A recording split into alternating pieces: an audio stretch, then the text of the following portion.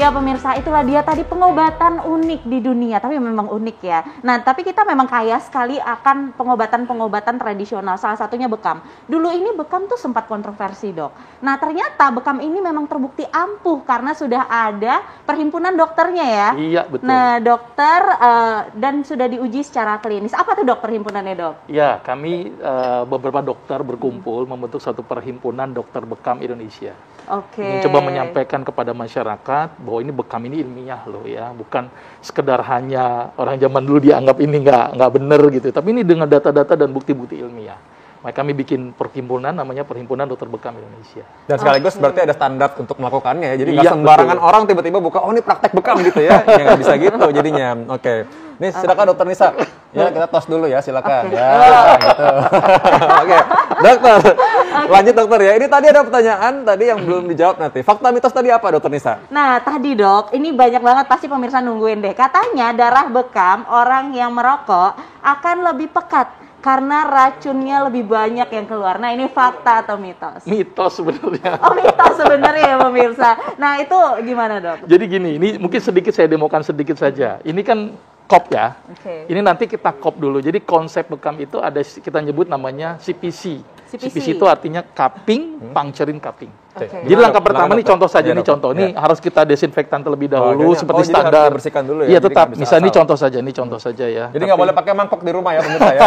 Karena takutnya di rumah pakai gelas saja. gitu ya. Contoh saja sedikit saja. Maaf dokter. Jadi ini Vito, harus ya. Ini Ya, harus disinfeksi, dan pemirsa ini harus dilakukan dengan orang yang punya kompetensi ya, Iya dokter ya. betul, tentunya. betul. Kalau nggak punya kompetensi ya ngaco nanti. Iya. Ya. Setelah ini kita lakukan puncturing cupping. Ini contoh aja misalnya. Nah, ini kegedean ini berarti saya cari yang kurang lebih kecil. Oke, yang lebih kecil ini sepertinya apa sama ya, Dok ya? Ya udah, oke, ternyata nggak ada yang lebih kecil ya. Jadi ini kira-kira saja, ini contoh saja. Ini di cup dulu, ini akan terjadi naik nih kulit nih. Oh, ini naik, naik kan? Tunjukkan dulu pemirsa nih. Nah, ini naik ya. Oke. Ini naik adalah terjadi akumulasi peningkatan cairan interstisial. Jadi pengumpulan cairan interstisial tadi. Karena tadi kan di kop, maka akan menarik proses filtrasi meningkat, proses ekskresi dari sisa metabolisme meningkat. Nah, setelah ini kan kemudian dilepas. Kan sudah jadi hiperemi nih, merah. Nah, setelah merah ini, merah. Terus kemudian ditusuk. Ditusuk. Nah, ketika ditusuk, maka cairan yang terkumpul. Tentunya pakai jarum yang steril ya, Dok? Ini Mana tuh, Dok? otomatis harus steril. Kita pakai ini, kita harus ganti ininya ya. Makanya pemirsa, ini tidak boleh dilakukan di sembarang tempat ya tentunya, Dok Ya, karena betul. Jarumnya itu harus steril, jarum Harus yang steril, baru betul, dan bisa di autoclave ya, Dok ya. Betul. Ini sudah saya ganti, kemudian ditusuk-tusuk begini. Oke. Ini nggak ada jarum, Dok. Ini nggak ada jarum, Dok. Nggak ada ya? Ada, Dok. Jangan, Dok. Saya udah deg-degan dari tadi sebenarnya. Enggak, Dok. Ternyata ada, Dok. Jadi saya harus keluarin dulu. Saya nunggu-nunggu tadi produser bilang cut gitu, tapi ternyata nggak di-cut saja. Iya, jadi ini nggak ada jarumnya, Dok ya. Silakan, Dok. Jadi ditusuk seperti ini misalnya, gitu ya. Nah, berarti kan setelah ditusuk, maka akan terjadi lubang tuh, ya kan? Maka dikop lagi. Nah, ini contoh saja ya, dikop lagi. Nah, maka apa yang terjadi? Darah akan keluar. Maka itu kenapa bekam ini mengeluarkan cairan interstisial. Nah, cairan interstisial itu adalah komponen-komponen yang ada di interstisial. Sisa metabolisme, gitu kan, terus kemudian nutrisi. Nah, kalau ngerokok kan ke paru-paru lebih banyaknya kan. Interstisial. Masyarakat masih belum tahu nih, carian interstisial itu apa sih sebenarnya gitu, Dok? Iya, jadi gini, di dalam sel kita, sel itu kan ada ruang. Ruang yang di situ tempat berkumpulnya nutrisi sama sampah. Ngumpul tuh. Nah, untuk memberikan makanan ke sel, maka cairan interstisial itu adalah memberikan nutrisi. Tapi si sel ini juga menghasilkan sampah juga. Masuk ke cairan atau satu daerah yang itu di antar sel. Kemudian dari cairan itu nanti keluar lagi ke dalam sirkulasi darah. Jadi cairan interstisial adalah daerah antar sel di luar sistem pembuluh darah. Jadi ada cendol nih. Nah, kuah cendol itu cairan interstisial tuh. Nah, itu maksudnya.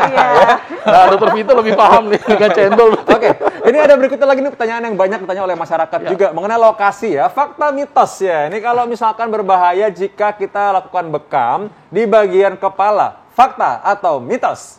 Mitos. Jadi berarti perpaan di kepala boleh? Boleh. Bahkan ada hadis yang bercerita tentang di daerah kepala di sini. Cuman harus dilakukan secara profesional ya. Artinya nggak sembarangan ini. Harus memperhatikan aspek keamanan. Dilihat dulu pasien-pasiennya. Gitu kan. Berarti boleh. Tapi dicukur dulu di sini, kemudian dikop di sini. Oh, jadi berarti di bagian yang mau dikerjakan itu memang dicukur dulu dicukur dulu kalau misalnya di kepala sini ya. Tapi artinya kan tidak semua komponen kepala bisa dibekam. Mata dibekam ya nggak mungkin.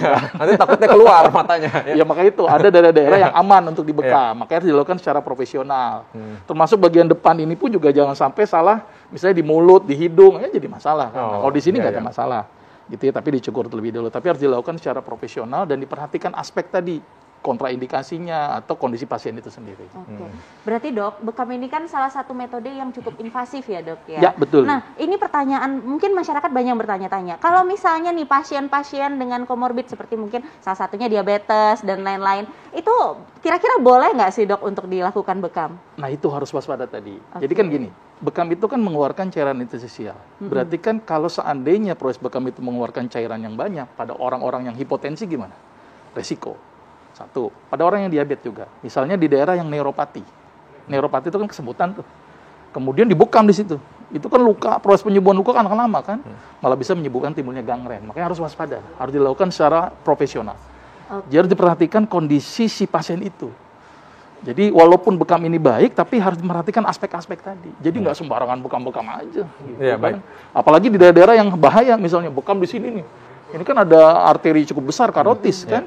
Kemudian di daerah cairan sendi ini hati-hati ini. Ini juga bikin bahaya. Makanya harus dilakukan secara profesional dan memperhatikan aspek-aspek keamanan pasien. Nah, supaya lebih jelas lagi mungkin bagi masyarakat penting sekali untuk mengetahui mana saja yang tidak boleh dilakukan bekam ya secara umum ya. Siapa saja yang juga kontraindikasi atau tidak sebaiknya dilakukan bekam. Ya, yang pertama orang yang kulitnya ada masalah. Misalnya di situ ada panu atau ada luka, kemudian dibekam dari situ, resiko. Jadi nggak boleh. Jadi bukan berarti panunya keambil gitu ya, nggak ya? Kirain panunya jadi sembuh gitu. Iya. Kemudian orang-orang yang memiliki penyakit kelainan darah, misalnya kasus ITP misalnya, atau orang-orang yang mengkonsumsi obat pengencer darah, karena kalau dibekam akan ngocor terus. Kalau darah biru boleh nggak? Bukan ya, itu bukan kelainan. Iya. Terus orang yang hipotensi juga waspada itu, harus diperhatikan jumlah cc darah yang keluar, karena bisa menyebabkan tekanan menjadi menurun. Jadi kurang darah sama darah rendah gitu ya? Iya, jadi bahasanya adalah mungkin darah rendah lah, bukan kurang darah sebenarnya. Darah rendahnya lebih dominan, kan hipotensi gitu kan, karena dia mengeluarkan cairan. Kalau seandainya ditambah lagi dengan kondisi dia tensinya rendah, dikeluarin cairan, resiko. Terus kemudian diabetes yang mengalami neuropati atau kesemutan, kebas-kebas tuh, yang mengalami neuropati juga cukup berisiko. Gitu ya. Jadi hindari daerah-daerah yang neuropati. Nah ini sebabnya tadi kalau kenapa orang misalkan ada suka sembarangan bilang, nih mau terapi bekam. Padahal mungkin bukan dokter, sehingga dokter nggak tahu nih. Kalau dokter kan pasti tahu mengetahui, oh ini neuropati namanya. Jadi ini nggak boleh gitu ya. Boleh. Jadi kalau asal dilakukan malah bahaya. Jadi betul. Ya, benar. Dok, ini juga banyak nih pertanyaan. Kan bekam ini cukup menarik ya dok ya. Gimana dengan ibu hamil dok? Karena tadi belum di-mention. Boleh tidak dilakukan bekam? Boleh. Boleh? Asal tidak ada aspek kontraindikasi. Oke, apa tuh dok aspek kontraindikasi? Tadi misalnya tekanan darah yang rendah, gitu kan, itu harus waspada. Atau titik bekamnya ada kelainan-kelainan kulit, atau dia punya penyakit-penyakit penyerta, misalnya gangguan kekentalan darah dan sebagainya, itu harus diperhatikan aspek itu. Ya, selama dia aman, tidak mengalami anemia, tidak mengalami hipotensi, dan titik bekamnya bukan di perut bagian depan, gitu ya, hanya dari punggung, insya Allah itu aman. Tinggal jumlah titiknya aja berapa, ya. Bekam, mentang-mentang bekam titiknya sampai misalnya 30 ya resiko. 30 ya? Misalnya. Tapi kalau cuma hanya 3, 5 tidak masalah. Jadi ada jumlah titik juga, lokasi juga penting, lalu pasien yang boleh dan tidak juga penting sekali tadi ya. Nah dokter, ini juga ada yang penting juga dipahami masyarakat adalah kalau misalkan bekam kering, bekam basah. Itu sebenarnya ada apa enggak sih bedanya apa ya? Takutnya nanti ada bekam becek gitu ya. Setengah-setengah gitu. Setengah-setengah. Iya, bekam kering itu sebenarnya tidak mengeluarkan darah, bahasa gampangnya. Kalau bekam basah itu mengeluarkan darah. Oh, berarti kalau bekam kering itu kayak dokter cuman itu di-kop tadi doang, ya? Selesai. Kop doang udah selesai. Kalau bekam basah itu sudah di-kop, kemudian ditusuk, kemudian di-kop lagi. Itu namanya bekam basah. Kita nyebutnya seperti itu. Dan sebenarnya yang paling berefek itu salah satunya bekam basah tadi. Karena tadi ada proses penusukan berarti dibikin peradangan lokal. Sehingga imunnya jadi bagus. Makanya kenapa bekam itu bagus meningkatkan imun sebenarnya. Gitu kan. Terus kemudian tadi cairan interstisial yang terkumpul, kemudian disedot, dikeluarkan. berarti kan mengeluarkan zat-zat yang tidak berguna itu di dalam tubuh. Oke. Jadi seperti itu. Baik dokter. Nah ini terakhir nih dok, tipsnya nih yang paling penting. Gimana sih supaya masyarakat lebih mengetahui soal bekam ini? Manfaatnya tuh apa saja? Gimana tuh dokter? Iya. Jadi bekam itu salah satunya manfaat yang tadi belum saya sebutkan adalah dia meningkatkan respon imun. Jadi ketika dilakukan penusukan gitu ya, NO aktif gitu kan, terus kemudian makrofag juga aktif. Jadi imunnya meningkat tuh. Apalagi di masa-masa pandemi ini bagus sekali nih, karena memang bekam meningkatkan respon imun. Terus kemudian tadi, bekam mengeluarkan zat-zat sisa metabolisme tubuh. Jadi racun-racun yang ada di dalam tubuh bisa dibuang tuh dengan proses bekam. Karena tadi terjadi penumpukan di cairan esensial kemudian ditusuk. Gitu ya. Terus kemudian satu lagi tadi yang menarik adalah bekam itu ternyata mampu mengaktifasi endorfin. Nah endorfin itu kan dihasilkan dari pusat sama satu lagi sel keratinosit. Jadi ketika di bekam itu ada double endorfin. Dari otak keluar, dan dari si kulit pun juga keluar, karena di sel keratinosit ketika dilakukan perusakan dia akan mengeluarkan zat yang namanya endorfin. Jadi ternyata bekam pun bikin kita nyaman, enak, dan bahkan bahagia. Jadi kalau kita stres tuh, bekam aja tuh. Nah, itu dia. Selain jalan-jalan ya dok ya. Tentunya dengan dokter-dokter yang berkompeten dan memang mendalami ilmu bekam ini ya. Wah, terima kasih dokter. Saya masih ingin banyak nanya sebenarnya, tapi memang kita waktu yang membatasi ya.